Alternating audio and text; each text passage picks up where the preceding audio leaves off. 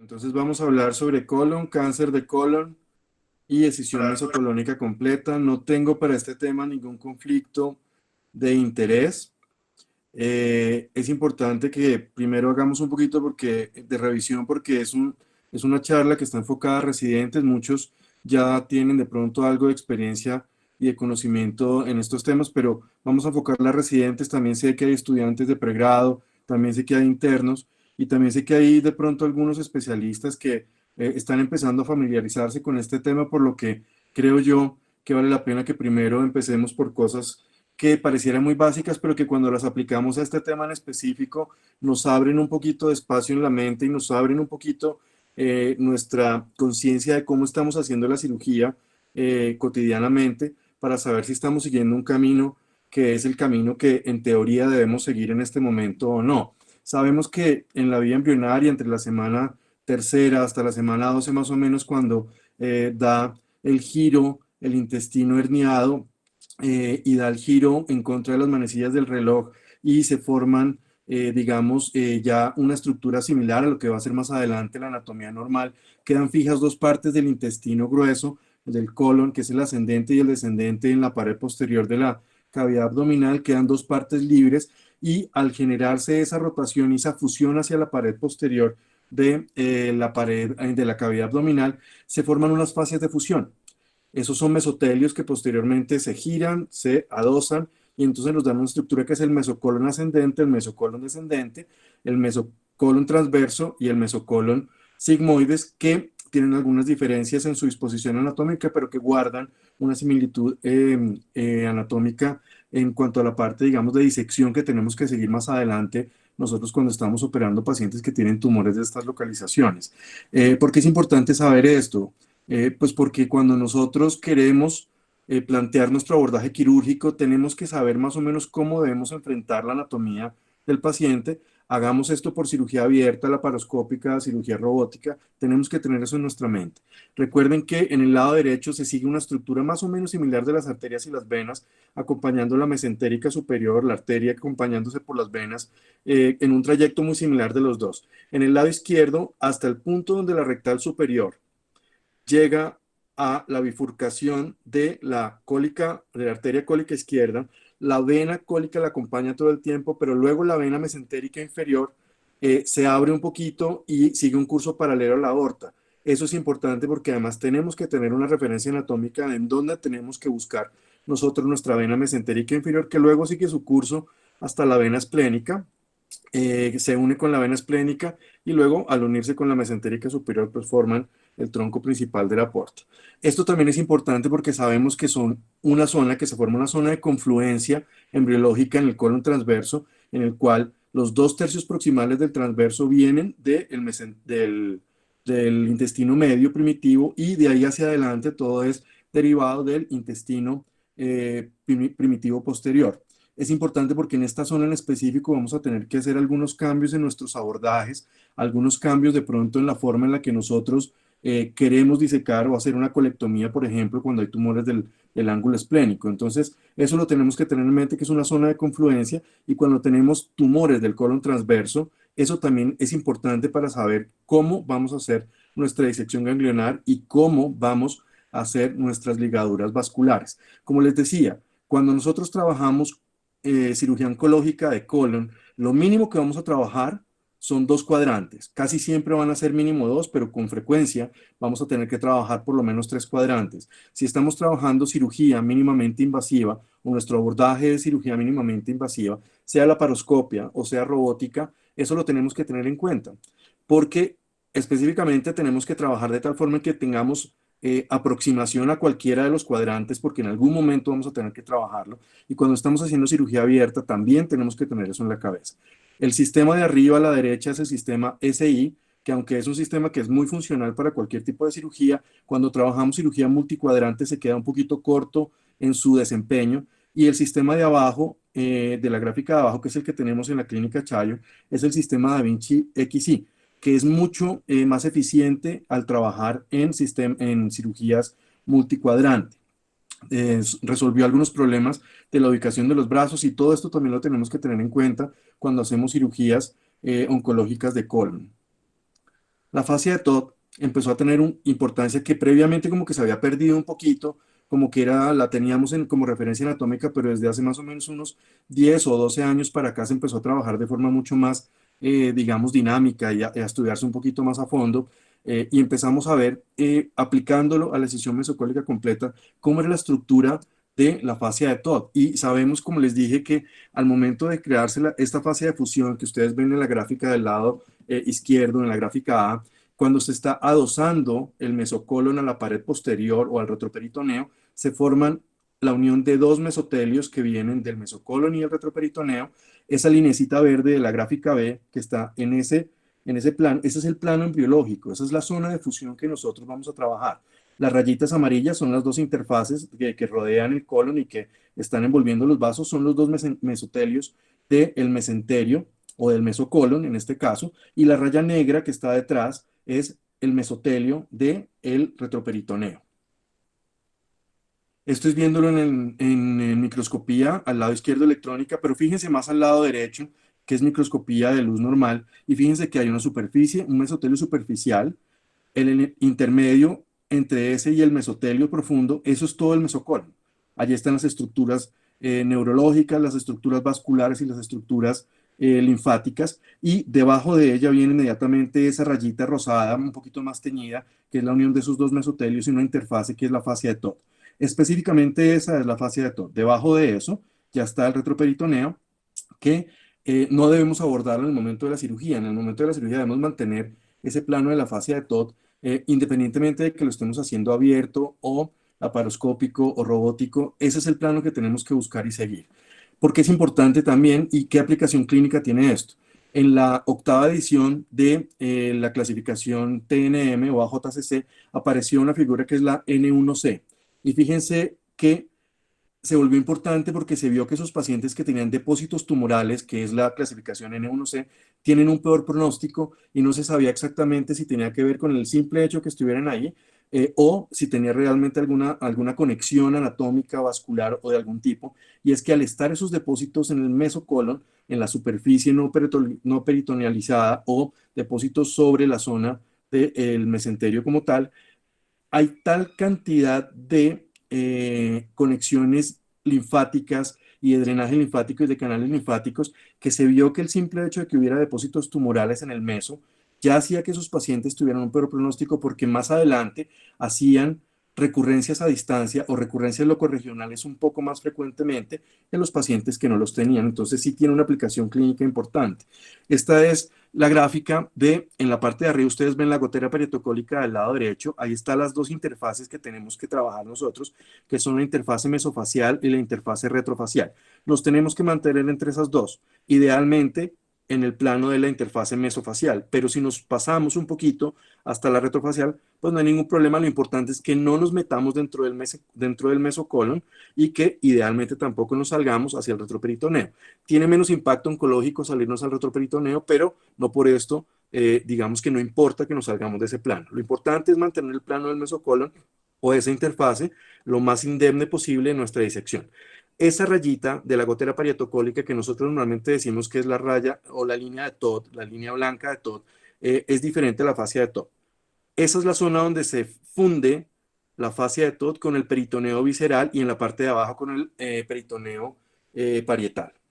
Hagámoslo como lo hagamos, tenemos que mantener ese plano y si ustedes miran las gráficas de abajo, después de hacer la ligadura vascular o cuando llegamos a ese punto de hacer una ligadura vascular, ese plano es el que debemos mantener nosotros para hacer una buena disección embriológica, que más adelante hablaremos un poquito más de eso. La anatomía del lado derecho, en la parte vascular, tiene algunas particularidades y cuando se revisaron videos y cirugías laparoscópicas o robóticas de este lado, se plantearon algunas variaciones que tenemos que tener en cuenta al momento de planear esta cirugía, más que todo en el lado derecho. En el lado izquierdo no hay mucha variación, pero ahorita vamos a revisarlo. Sabemos que la arteria mesentérica superior y la vena mesentérica superior están presentes en todos los pacientes, 100% de los casos estaba presente, que la arteria está a la izquierda de la vena en casi todos los pacientes, que prácticamente en todos también hay una arteria y una vena iliocólicas presentes o ilioseco apendículo cólicas presentes, es decir, son estructuras constantes que tenemos que buscar al momento de la cirugía.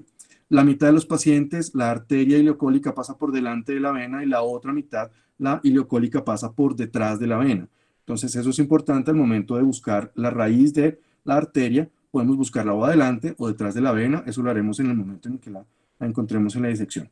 Arteria cólica derecha presente casi en 2/3 partes de los pacientes, pero la vena cólica derecha está presente casi en todos los pacientes, 93% en este estudio. Y abajo, el tronco de Henle o tronco el tronco hepatogastrocólico de Henle está presente casi en el 90% de los pacientes y es otra referencia anatómica cuando estamos hablando de decisión mesocolónica. Adicionalmente a eso, aunque se encuentra que la vena cólica derecha está presente en muchos pacientes, 2/3 partes drenan el Henle y 1/3 parte drena directamente a la vena mesentérica superior.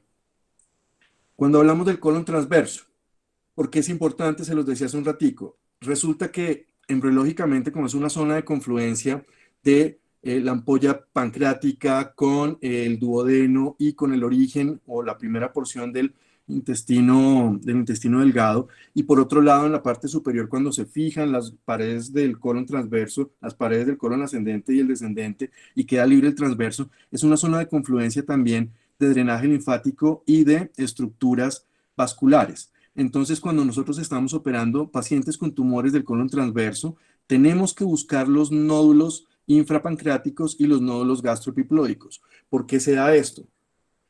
En un estudio hecho por Hohenberger, que es la persona que empezó a trabajar esto en Alemania, en la Universidad de Erlangen, hace ya lo publicó hace 10 años, pero lo empezó a trabajar hace como unos 18, 19 años, encontramos que en la gráfica de la izquierda hay unas estructuras vasculares que van desde el colon transverso hacia el aumento mayor y que tienen alguna conexión con el páncreas.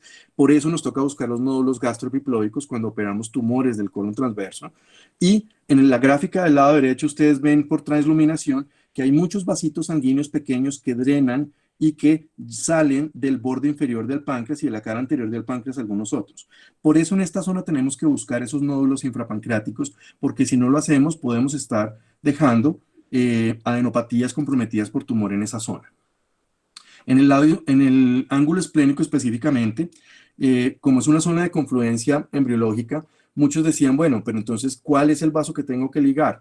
¿La arteria cólica media o la mesentérica inferior o la arteria cólica izquierda? Resulta que con estudios de cintigrafía intraoperatoria y hoy en día con estudios de indocianina verde intraoperatoria o fluorescencia, inmunofluorescencia intraoperatoria, sabemos que la dependencia de este segmento específico del colon es casi que en el 90-95% de los pacientes es principalmente de la arteria cólica izquierda, por lo que ese es el vaso que tenemos que buscar cuando tenemos tumores de el ángulo esplénico. También tenemos que ligar la rama izquierda de la cólica media, pero no tenemos obligatoriamente que ligar el tronco principal de la cólica media. Sí es importante que busquemos el tronco de la principal de la arteria cólica izquierda porque es el vaso dominante de ese segmento.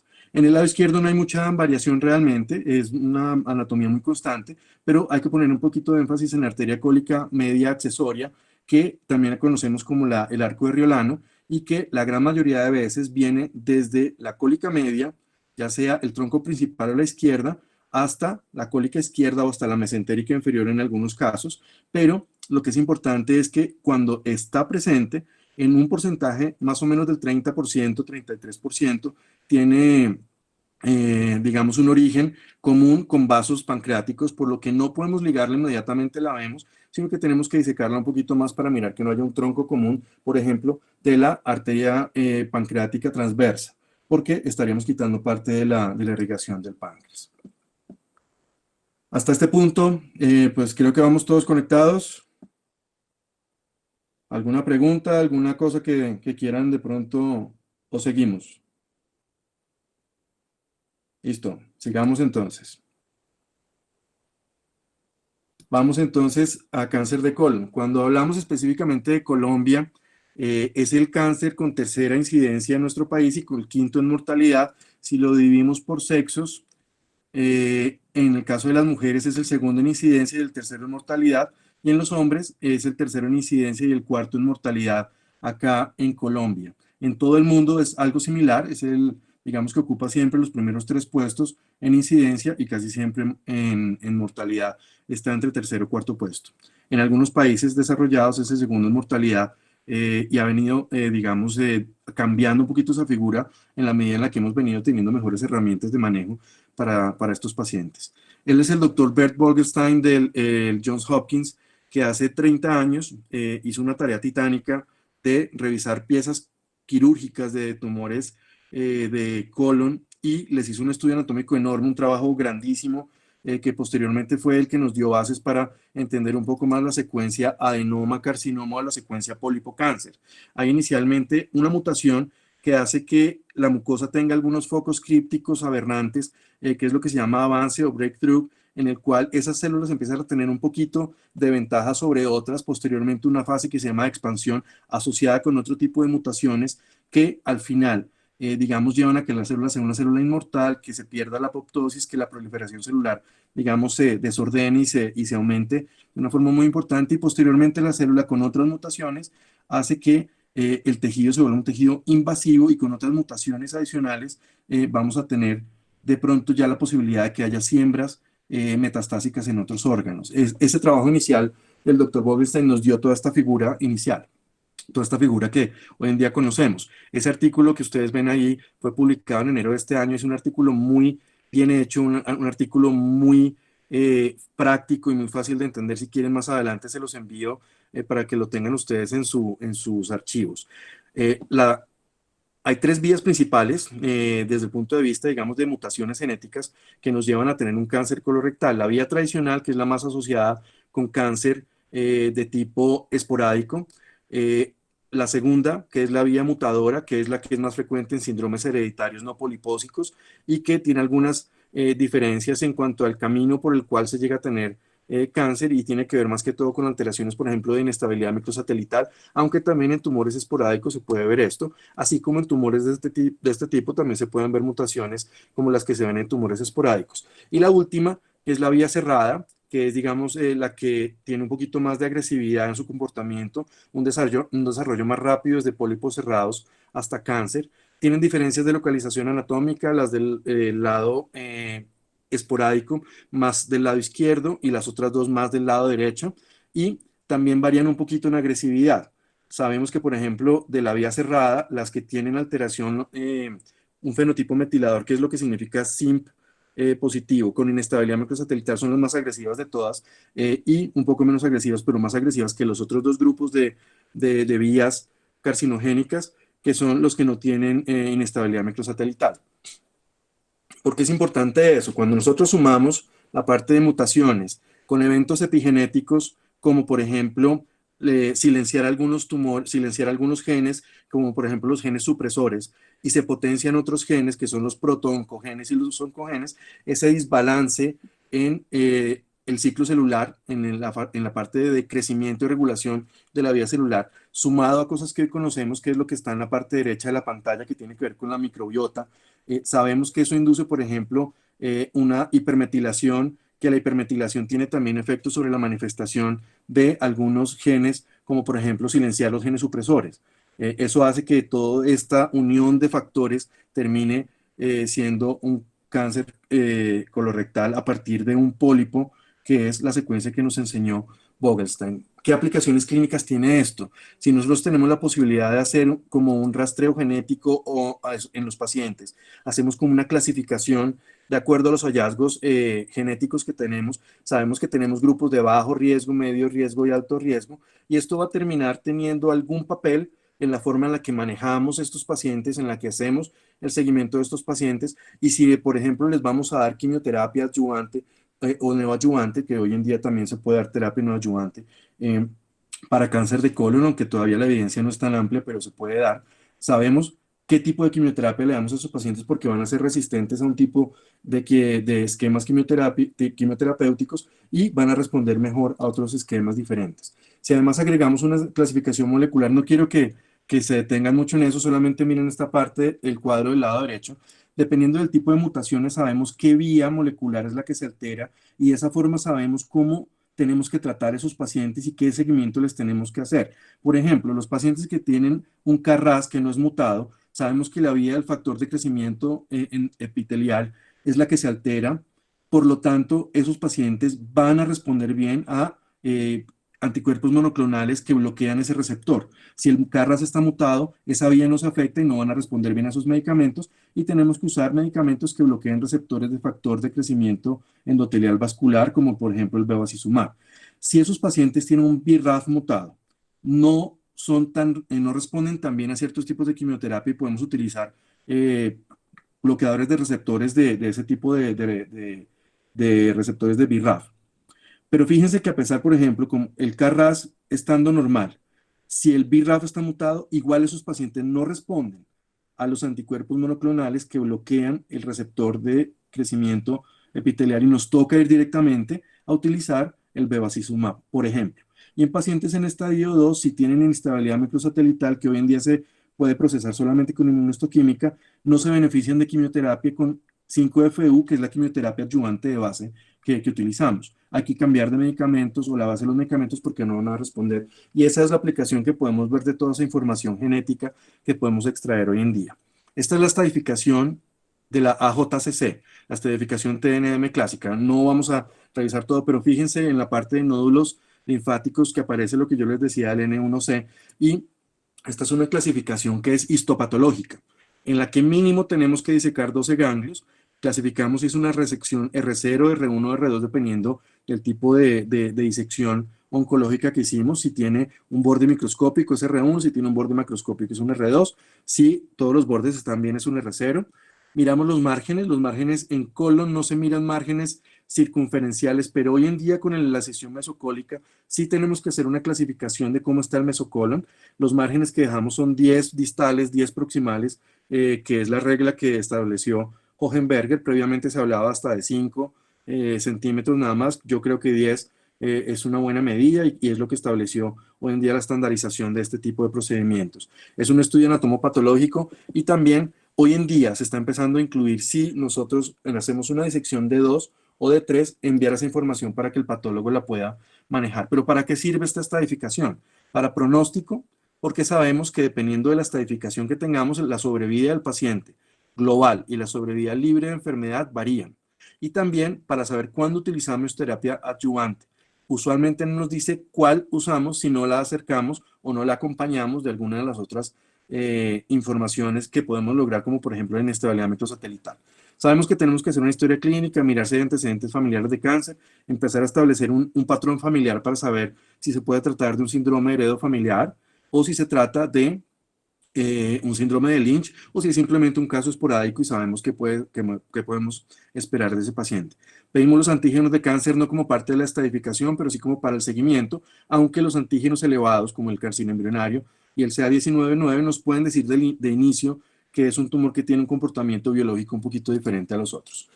Esta clasificación es una clasificación histopatológica. ¿Cómo hacemos para aproximarnos desde antes de operar a esos pacientes? Tenemos que hacer una colonoscopia con la cual evaluamos cómo se ve el lumen del colon, cómo se ve la lesión, tomamos las biopsias y descartamos que no haya tumores en otras partes del colon.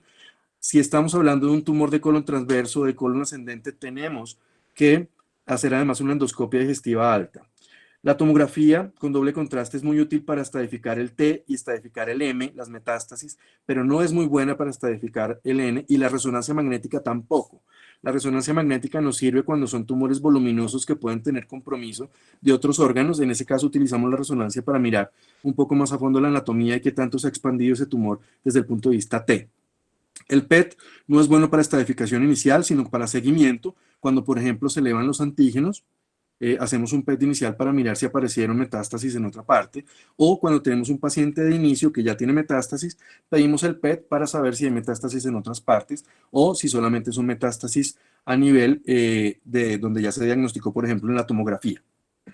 Si sumamos toda esta información y tenemos en cuenta, digamos, también el grado tumoral, el tipo molecular, factores asociados del paciente, miramos qué condiciones, por ejemplo, de alteraciones de la microbiota, y otras cosas más que podemos tomar de la historia clínica y de los datos que tomemos del paciente. Hacemos un análisis de toda esa información y con un equipo multidisciplinario, junto con el paciente y su familia, tomamos la decisión del manejo. Sabemos que el manejo es quirúrgico, pero ya se dan cuenta que no solamente es cirugía, que tenemos que tener un plan en nuestra cabeza para saber hasta dónde vamos a llegar a nuestro plan y si ese plan va a incluir una disección ganglionar extendida o no. Eso lo definiremos.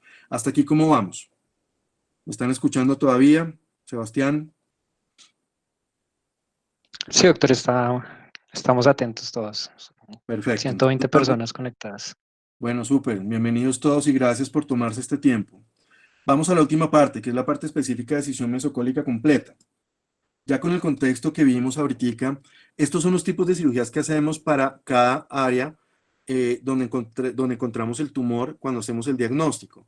Si es en el colon derecho, aquí yo no estoy de acuerdo, por ejemplo, en la gráfica de arriba, la A, una parte, y es que si tenemos un tumor del ciego, yo no creo que nos toque ligar la rama derecha de la cólica media. Eso no está todavía estandarizado y yo creo que se puede dejar la rama derecha de la cólica media indemne. Pero si no es el ciego, sino que ya está un poquito más arriba, obligatoriamente tenemos que llevarnos ese segmento vascular. Si está en el ángulo hepático, pues tenemos que hacerla un poquito más extendida y probablemente vayamos a tener que ligar la cólica media desde la raíz. Si está un poquito más distal en el transverso, pues ya vimos que además tenemos que resecar seguramente un segmento más amplio del colon porque además tenemos que ligar y tenemos que disecar esos nódulos gastroepiploicos y esos nódulos que están en la parte infapancreática. Entonces probablemente vayamos a tener que ir un poco más allá en la disección, probablemente hasta la zona donde llega la arteria cólica izquierda, pero preservando la arteria cólica izquierda. Si está en el ángulo esplénico, si tenemos una buena cantidad de colon, un colon redundante, se puede hacer una colectomía hasta el sigmoides y hasta la rama derecha de la cólica media preservando. Se puede preservar la rama derecha de la cólica media. Pero si no tenemos un colon redundante, a veces va a ser difícil hacer que ese colon transverso baje hasta hacer una anastomosis en el sigmoides. Entonces, en esos casos, a pesar de que oncológicamente no es necesario, técnicamente puede llegar a ser necesario hacer una colectomía derecha extendida hasta el descendente, es decir, una colectomía subtotal de 3 segmentos y hacer una anastomosis ileosigmoidea porque es más fácil técnicamente, es menos riesgoso técnicamente que hacer una transverso sigmoidostomía o una transverso proctostomía.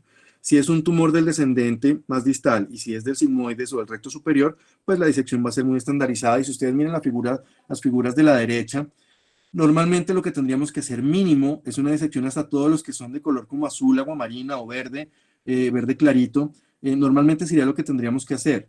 Si queremos hacer una disección de 3, tenemos que llevar los nódulos amarillos que están en todo el centro. Eso implica una disección mucho más amplia y también, obviamente, digamos, unos riesgos un poco más amplios para ese paciente, un poco más la tasa de complicaciones es un poco mayor. Por lo que si decidimos hacer esto primero, tenemos que tener una justificación clínica, tenemos que tener una justificación, digamos, de estadificación del paciente que tengamos que llegar a una disección tan amplia. Hoy en día estamos discutiendo cuál es la disección estándar. Si nosotros hablamos de una disección estándar D2, estamos hablando de llevarnos todos los nódulos que son los azul aguamarina hasta la raíz de los vasos sanguíneos. Si nosotros queremos hacer una disección de 3, tenemos además que disecar todo ese tejido fibroadiposo que está por encima de la arteria y la vena mesentérica superiores y también incluiría en el lado izquierdo todas las adenopatías y todo el tejido fibroadiposo que puedan estar alrededor de la raíz de la mesentérica inferior. Cuando hablamos de disección de 2 o disección de 3, es diferente a hablar de decisión mesocólica completa, son dos conceptos diferentes. Cuando hablamos de disección de 2 o de 3, estamos hablando del grupo ganglionar que nosotros estamos disecando. ¿Cuánto nos estamos llevando? Si es de 2, llevamos todos los ganglios intermedios, si es de 3, los ganglios principales. Pero cuando hablamos del concepto de disección mesocólica completa o decisión mesocólica completa y ligadura central vascular, no es lo mismo. Son los conceptos diferentes y por lo tanto uno se refiere a una disección por los planos embriológicos, que es la decisión mesocólica completa, que además se puede acompañar de un D2 o de un D3. Es decir, yo puedo hacer una disección o una decisión mesocólica completa con una disección ganglionar de 2 o de 3 o inclusive una disección ganglionar de 1 si por ejemplo estamos hablando de un pólipo no resecable por colonoscopia. Este paciente no requiere una disección ganglionar muy amplia, entonces son dos conceptos diferentes. No podemos decir voy a hacer un D3 y eso a ponerlo aquí a que equivalga a hacer una decisión mesocólica completa. Estaríamos comparando o asociando lo que son peras con naranjas. Esto es una disección de dos, la de la raya continua del lado izquierdo, sobre el borde lateral de la arteria mesentérica superior, y lo que está en línea punteada sería una disección de tres. Ya el concepto de escisión mesocólica completa es la disección de todas estas estructuras, tanto el colon como el meso, por unos planos embriológicos, y dependiendo del paciente, podemos hacer una disección ganglionar de 2 o una disección ganglionar de 3. Esto es lo más importante, esto es lo que diferencia el concepto de la escisión mesocólica completa. Irnos por las interfaces mesocólicas y hacer una buena disección anatómica sin lastimar el mesocolon, sea el ascendente, sea el descendente, o el del colon transverso o el del colon sigmoides. Mantener ese plano del meso completamente indemne, y ya decidiremos qué tipo de disección ganglionar hacemos de acuerdo a cada paciente. ¿Por qué se empezó a hacer esto? El doctor Hohenberger, digamos que empezó a tomar ejemplos de lo que se hace en disección total de mesorrecto o escisión total de mesorrecto, y vio que anatómicamente hay una continuidad con esos planos profundos de la fascia endopélvica y de la fascia mesorrectal. Entonces, siguiendo esos planos embriológicos, separando bien los planos del peritoneo, visceral, parietal y del meso, haciendo una ligadura alta y haciendo una disección ganglionar mucho más extendida, él logró que sus pacientes tuvieran una mejor sobrevida, una menor tasa de recurrencia locorregional cuando estaba operando específicamente cáncer de colon derecho. Esta es una pieza quirúrgica que hoy en día se debe estandarizar para cáncer de colon derecho. Ustedes se dan cuenta que está el tumor en la parte, digamos, proximal del colon ascendente. Se deben llevar por lo menos 10 centímetros distales y 10 centímetros proximales de intestino. No debe haber muescas en el meso, y la distancia más amplia que logremos desde el tumor hasta la ligadura vascular, que es el eje donde están la raya verde y la raya amarilla, es lo que tenemos que tener nosotros, porque esta morfometría tisular es la que nos dice qué tan bien hicimos nuestra disección, y además sin lesiones y sin rupturas, sin disrupciones del plano del mesocolon. ¿Por qué tendríamos que hacer nosotros una disección ganglionar de 2 óptima, que es lo que hablamos hoy en día, ya les voy a explicar, o de 3? Es porque optimizamos la estratificación de los pacientes. Si tenemos una muy buena disección ganglionar, hacemos una buena disección oncológica, la estratificación de ese paciente TNM va a ser mucho mejor, y vamos a saber qué le espera a ese paciente y qué podemos esperar en su futuro y qué tenemos que hacer nosotros para mejorar su sobrevida, o si con lo que hicimos en cirugía es suficiente para el paciente. La idea es que además tenemos que resecar cualquier compromiso tumoral posible o potencial que haya. Sabemos que además existe un riesgo que es bajo, está entre el 3 y el 8% de metástasis ganglionares no secuenciales. ¿Qué significa eso? Que hay compromiso de los ganglios pericolónicos o la estación 1, y que puede haber paso como por un salto a la estación 3 sin que haya compromiso de la estación 2. Eso puede llegar a pasar, o de la estación 2 sin que haya compromiso de la estación 1, aunque es menos frecuente ese caso. También puede haber compromiso de los ganglios centrales o principales en tumores T2, T3, entre el 1 y el 8%, dependiendo de la literatura que uno revise. Ya solo con eso nosotros podemos de pronto pensar que vale la pena hacerlo, pero tenemos que seleccionar los casos en los que de verdad vale la pena, y en cuáles de pronto es sobretratar al paciente, o en cuáles de pronto ya no hace falta, aunque ese último grupo de cuáles no hace falta todavía no se ha definido muy bien si eso es así o no, que haya pacientes a los que no les convenga o a los que no les haga falta hacer este tipo de procedimientos. Nosotros decimos que esto es algo relativamente nuevo para nosotros en Occidente, pero en Oriente, desde mucho antes, esto es un estándar. Los, en Japón, en Corea, en China, este es el tipo estándar de disección que hacen desde hace ya más o menos unos 40 años, y ellos lo vienen haciendo de forma rutinaria. Nosotros empezamos en Occidente a hacerlo más desde que el doctor Hohenberger lo describió. ¿Y por qué lo empezamos a hacer más? Porque él encontró que haciendo esta disección, el aumento de sobrevida era de 82-89% en pacientes con tumores del lado derecho. Y encontró además que la tasa de recurrencia locorregional de ese grupo de pacientes bajaba a la mitad, se disminuía a la mitad. No pareciera ser mucho, pero realmente cuando nosotros multiplicamos esto por la población y la incidencia que tiene, por ejemplo, de tumores de colon en países industrializados, realmente se vuelve un dato estadísticamente importante. Es decir, no es como tan baja la proporción de pasar de 6.5 a 3.6 de recurrencia, o de 82-89%. Los japoneses han hecho, digamos, estos trabajos desde hace muchísimo tiempo, y empiezan a mirar qué impacto tienen en la parte de sobrevida a largo plazo, y esta es la típica disección que ellos hacen, ¿no? Ustedes ven completamente disecada la cara anterior de la vena mesentérica superior y una parte de la vena mesentérica, de la arteria mesentérica superior. No la disecan toda completamente, pero sí la dejan bastante libre y bastante disecada, aunque en esa zona ellos prefieren no irse tanto hacia el lado izquierdo, hacia la zona media de la arteria, porque es donde podemos tener, digamos, lesiones de plejos nerviosos que van a causar alteraciones en la motilidad intestinal del paciente. Ellos empezaron a comparar la clasificación TNM con la clasificación de ellos de cuáles son las estaciones ganglionares comprometidas. Y si ustedes se fijan en estos, en aquellos pacientes que tenían compromiso de la estación 2 o de la estación 3, claramente la sobrevida cae. Claramente la sobrevida es muy diferente de esos pacientes. Y si lo analogan un poquito, lo comparan con la clasificación TNM, es diferente tener un ganglio positivo en la estación 2 a tener 10 ganglios positivos en la estación 1, es decir, los pericólicos. Nosotros nos basamos mucho en que si tiene muchos ganglios, tiene peor sobrevida, pero no estamos diferenciando si están en la estación 1, 2 o 3, y ellos sí lo hicieron y claramente sí hay diferencias. Es muy diferente tener 10 ganglios en la estación 1 a tener un solo ganglio en la estación 3 o 5 ganglios en la estación 2. La sobrevida cambia de forma muy dramática y esa es una de las razones por las cuales nosotros lo estamos empezando a contemplar, porque además cuando revisamos la literatura, el compromiso ganglionar en los principales puede ser del 3%, en los intermedios del 13.2% en pacientes con estadio 2 o estadio 3 de cáncer de colon. Si se fijan acá, ustedes en las gráficas de arriba es un trabajo muy similar al que les mostré del doctor Tsuyoshi Konishi, que con él tuvimos la fortuna de podernos entrenar en esto. Y es que es diferente cuando uno tiene compromiso de la estación 2 a la estación 3, y si eso lo comparamos con la estadificación TNM, claramente los que tienen peor sobrevida son los que tienen muchos ganglios, que además estén comprometidos en la estación 3, porque si tenemos muchos ganglios, como en la gráfica de abajo a la derecha, punteada en rojo, que ustedes ven N2 positivo, pero estadio 3C, fíjense que la mortalidad, la sobrevida de esos pacientes a largo plazo es mucho mejor que la otra de los pacientes que son N3 positivo e igual son estadificación 3C de la estadificación TNM. Entonces sí hay diferencias. Y aquí se ven, digamos, por estadios en donde el estadio 1 y el estadio 2 es donde se nota un poquito más, pero aún en el estadio 3, la sobrevida libre de enfermedad y la sobrevida global también cambian un poco. Esto es, digamos, más o menos muy similar.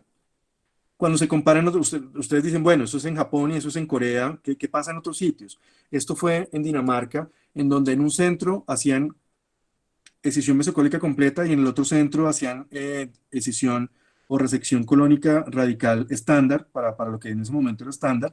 Y fíjense que a pesar de ser un estudio en el que solamente era un grupo comparado con otros grupos, que no era, digamos, no era con una metodología de estudios aleatorizados controlados, sí se ven diferencias en los grupos, en la parte de arriba, en la izquierda, global, y luego estadio 1, 2 y 3 de cáncer de colon.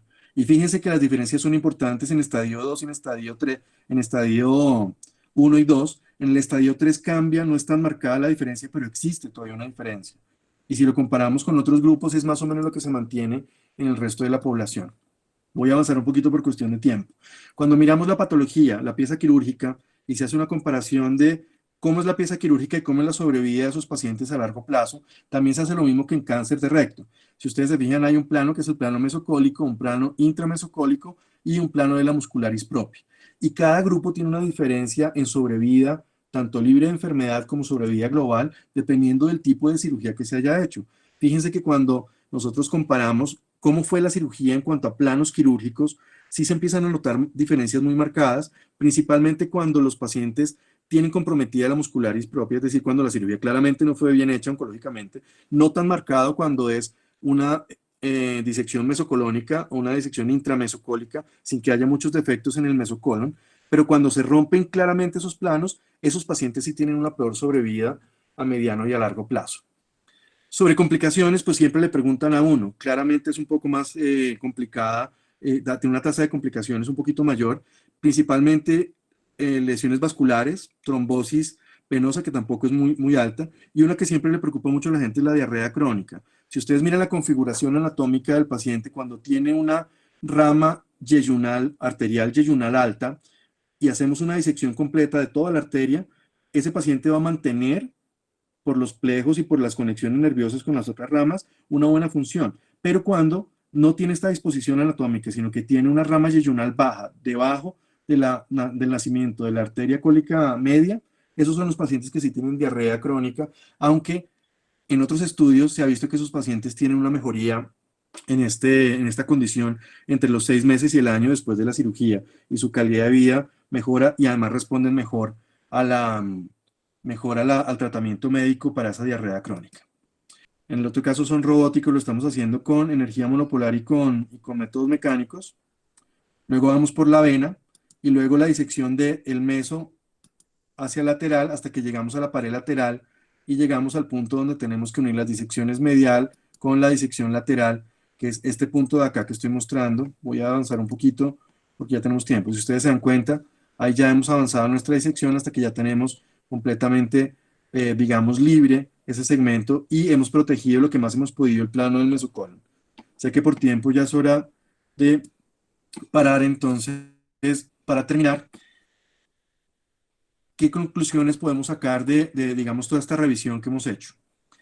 Hoy en día, ¿cuál es el tratamiento estándar para cáncer de colon, principalmente en estadio 1, estadio 2? Es hacer una decisión mesocólica completa, óptima. ¿Y a qué se refiere óptimo? Si ustedes vieron la disección que hicimos, no nos vamos hasta la arteria mesentérica superior. Realmente no hace falta hacerlo, a menos que queramos disecar el grupo de 3, que en quienes hacemos eso. En pacientes que sabemos que tienen muchos ganglios positivos en la estación 2, o pacientes que claramente en la cirugía vemos que tengan compromiso ganglionar en esa zona. Es decir, estándar hoy en día podríamos considerar hacer una decisión mesocólica completa con un D2 óptimo, viendo bien en dónde nacen los vasos, no presumiendo en dónde están o asumiendo que están ahí, sino viendo claramente en dónde nacen y a dónde drenan los vasos de cada segmento. Tenemos que preservar la ventana duodenal, tenemos que hacer una buena disección del tronco quirúrgico de Gillot y una ligadura central vascular.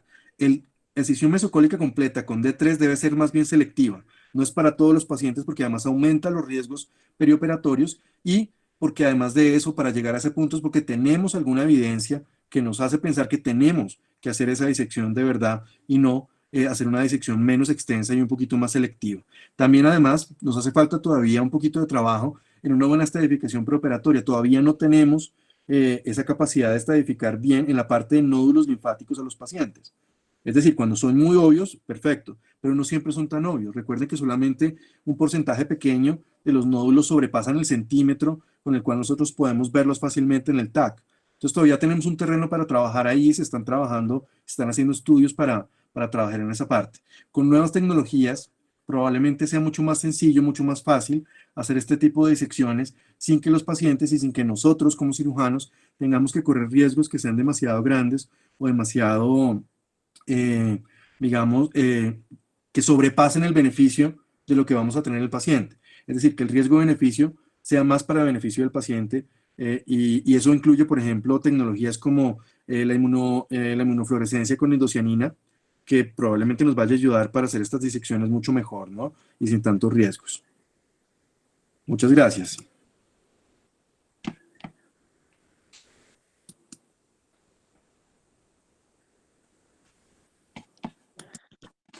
Doctor Reyes, muchas gracias a usted. Excelente charla. Vamos a empezar con las preguntas por el chat, por favor. Pregunta del doctor Germán Junca. ¿Qué papel tiene la metodología de nódulo centinela? ¿Cambia en algo la extensión de la linfadenectomía? Esa es una muy buena pregunta. Hasta ahora se ha trabajado, se han hecho estudios, de hecho en Inglaterra y en Japón se han hecho estudios y en Corea también sobre ganglio centinela. No se ha visto un beneficio muy grande realmente, pero cuando trabajamos, por ejemplo, con elementos con indocianina verde y hacemos un mapeo ganglionar previo de la cirugía, probablemente podamos hacer un poquito de selección un poco mejor. Todavía no está establecido, pero yo creo que en el futuro podría llegar a ser una de las opciones que tengamos. Es decir, hacemos nuestro mapeo ganglionar con indocianina verde o con algún marcador de inmunofluorescencia intraoperatoria y se toma una muestra de los ganglios centrales y se envía. ¿Por qué? Porque de esa forma nosotros podemos decir, listo, podemos hacer un D2 óptimo o un D3. Ahora, si estamos pensando que este paciente, muy seguramente, y la gran mayoría de pacientes van a tener suficiente con una disección D2 óptima, podríamos obviar ese paso y hacerle a todos los pacientes de forma rutinaria un D2 óptimo, que es, como les decía, disecar la mitad anterior de la vena, la pared lateral de la vena, e irnos en ese punto a ligar los vasos y luego buscar un poquito la raíz de los vasos arteriales, sin necesidad de dejar completamente esqueletizada ni la arteria ni la vena, y de esa forma podríamos de pronto solventar ese paso y no tener que irnos a hacer ganglios centinela en esos pacientes, pero probablemente en un futuro podamos trabajar un poco más sobre eso y no sería o no parecería una mala idea para saber qué tan extensa va a ser nuestra disección ganglionar. Doctor, la doctora Karen Ponce pregunta, si tiene la posibilidad de diagnosticar mutaciones de manera preoperatoria, ¿modifica algún tipo la disección? No creo. Yo creo que si tenemos una buena clasificación molecular, una buena clasificación genética del paciente, nos sirve más para determinar qué viene después de la cirugía.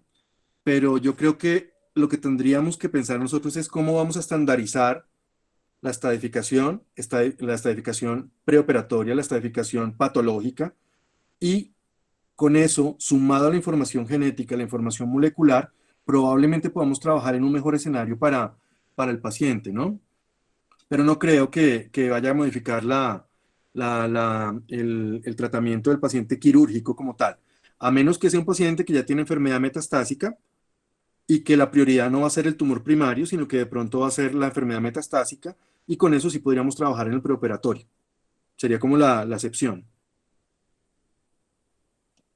Gracias, doctor. El doctor Germán Junca pregunta, ¿cómo debería el patólogo informar? Usualmente informan el número total y los comprometidos para hacer la clasificación TNM. ¿Deben reportar las barreras ganglionares? ¿Son 12 ganglios suficientes para determinar una buena calidad de la cirugía? Esa es una muy buena pregunta porque hoy en día creemos que 12 ganglios no es suficiente, o no es suficiente información. Así como el patólogo nos debe informar en recto cómo está la fase mesorrectal, cómo fue el TMI o la pieza quirúrgica, si tiene un plano mesorrectal sano, violado un poquito o muy alterado, debe informarse de la misma forma. Debe informar la distancia desde el tumor, desde el centro del tumor hasta la ligadura vascular, y por eso nosotros tenemos que marcar la ligadura vascular. Tenemos que hacer una marcación de en dónde fueron nuestras estructuras vasculares principales ligadas, y además de eso nos tiene que informar si es una buena calidad de mesocolon o no. No solamente los ganglios, sino en dónde están los niveles ganglionares, y eso también hace parte de lo que nosotros tenemos que hacer, ¿cierto? Nosotros tenemos que hacer digamos, como un marcaje inicial y decir a nuestro patólogo, mire, nuestra disección es esta, tomarle fotografías a nuestra pieza quirúrgica y decirle, yo espero que usted, y es por eso el trabajo es multidisciplinario y es muy importante, yo espero que usted me informe esto, cómo está el mesocolon, cómo es la distancia desde el tumor hasta la ligadura vascular, cómo están, digamos, las estaciones comprometidas. Si salieron dos ganglios en la estación central y están negativos, no busque más tranquilo, ¿cierto? O si salieron 10 ganglios en la estación intermedia no comprometido, pues quédese tranquilo porque sabemos que si dos de la estación central no están comprometidos y 10 o 5 de la estación intermedia no están comprometidos, seguramente no va a haber más, ¿cierto? El problema es que además tenemos nosotros que hacer una correlación entre el número de ganglios, que no pareciera ser suficiente hoy en día, y decir, están comprometidos tantos, pero ¿en qué sitio? Eso nos va a servir mucho más para saber qué le espera a este paciente. Gracias, doctor. El doctor Iván Darío Martín pregunta, desde el punto de vista oncológico, ¿influye si la anastomía se hace intracorpórea o si se emplea, por ejemplo, un retractor de herida y se realiza extracorpórea? No, no tiene. Lo importante es proteger la herida cuando extraemos la pieza quirúrgica si lo hacemos extracorpóreo. En los casos en los que hacemos anastomosis intracorpórea, se da por sentado que la luz del colon de la pieza quirúrgica debe estar sellada, ¿cierto? Y que no hemos comprometido y no hemos manipulado mucho el tumor, esa parte es importante, pero cuando extraemos la pieza quirúrgica sí es muy importante, es radicalmente importante, y se pierde muy buena parte de nuestra estrategia oncológica si extraemos la pieza quirúrgica y no protegemos bien la herida donde la extraemos. ¿En qué cambia si la hacemos intracorpórea o extracorpórea, por ejemplo? que en pacientes obesos, por ejemplo, es más fácil hacer la anastomosis intracorpórea sin tener que liberar tanto colon y que podemos utilizar incisiones que tienen menos hernias a futuro. Por ejemplo, incisiones de Fan Steel transversas en donde podemos hacer un cierre con menor tensión y va a haber menos hernias. Pero no tiene influencia a menos que no protejamos la herida quirúrgica. Gracias, doctor. La doctora Sandra Gutiérrez pregunta, ¿tiene cabida la colectomía total profiláctica en algún tipo de mutación genética? Claro que sí, está claramente establecido en dos grupos principales que son las poliposis adenomatosas familiares, que son mutaciones, digamos, germinales del grupo del APC, y en otro grupo que es el síndrome de Lynch. En los pacientes con síndrome de Lynch está muy definido como un estándar de recomendación que a esos pacientes les va mejor a largo plazo si hacemos una colectomía abdominal total, porque la tasa de tumores metacrónicos es muy alta en estos pacientes, entonces vale la pena hacer una cirugía profiláctica de resección completa del colon, se deja el recto, aunque ese recto se debe vigilar muy bien porque puede aparecer también tumor en el recto. De hecho, muchos abogan por una proctocolectomía total en pacientes con síndrome de Lynch también. Lo que pasa es que es diferente hacerle seguimiento a un segmento de recto de 12 o 15 centímetros, hacerle seguimiento a un segmento de 60, 40 o más centímetros. Entonces sí, y esos son los dos grupos principales.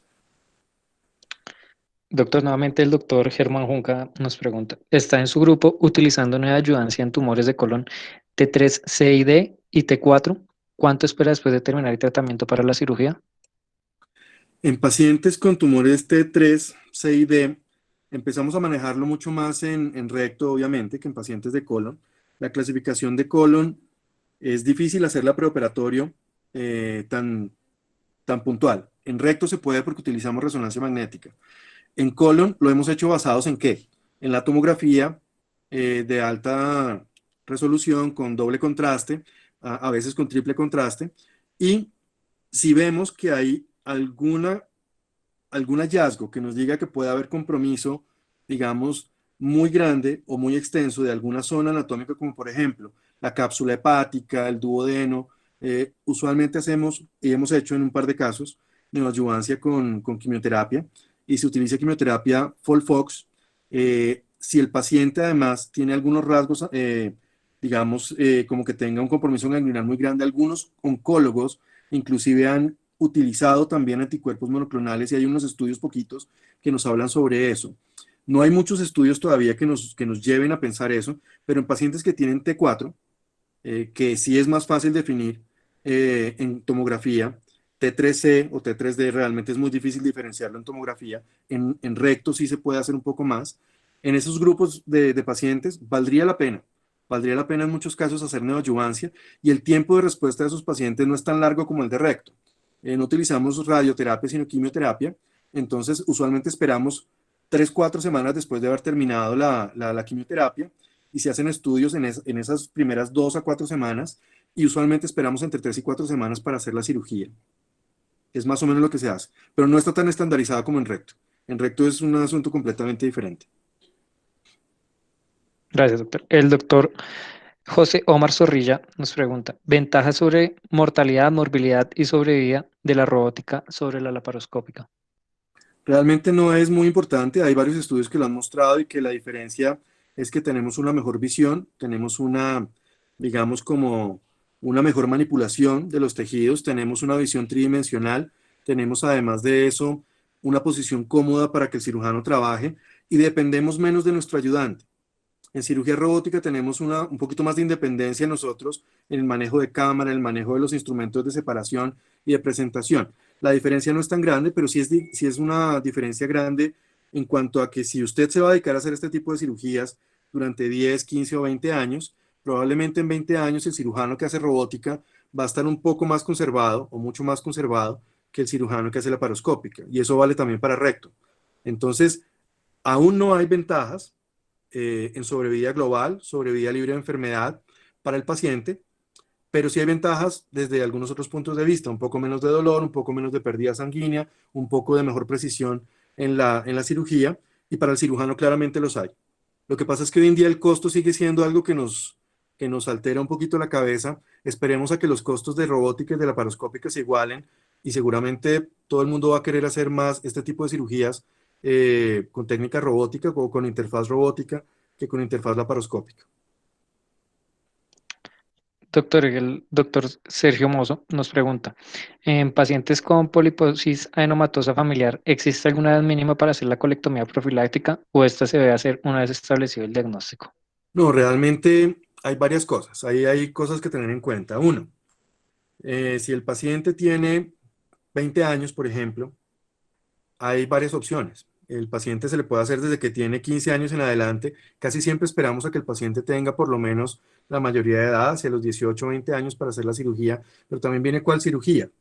Si sabemos que hacer una proctocolectomía total por la parte de resección de recto puede tener una repercusión importante en la posibilidad de fertilidad del paciente, disfunción eréctil, disfunción urinaria y otros problemas, de pronto en ciertos grupos de pacientes podemos hacer solamente una colectomía abdominal total y preservar el recto. Y más adelante se puede completar cuando el paciente haya completado, digamos, su paternidad y su maternidad, hacer la cirugía completa. Ahora, digamos que una cirugía técnicamente bien hecha disminuye el riesgo de infertilidad de una forma muy importante, pero viene otra cosa.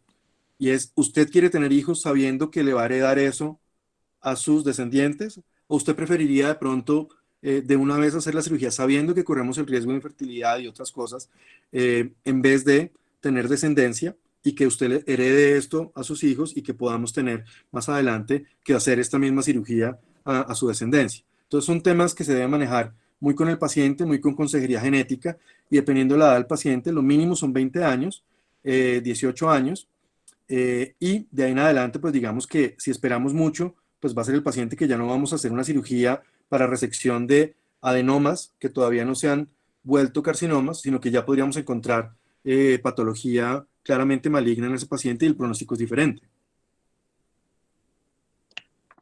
Gracias, doctor. El doctor Germán Junca pregunta, estudios de comparación de la última década en reconstrucción después de micolectomía derecha, todos están a favor de anastomosis a mano, con sutura convencional, con respecto a sutura mecánica, por fugas de la anastomosis.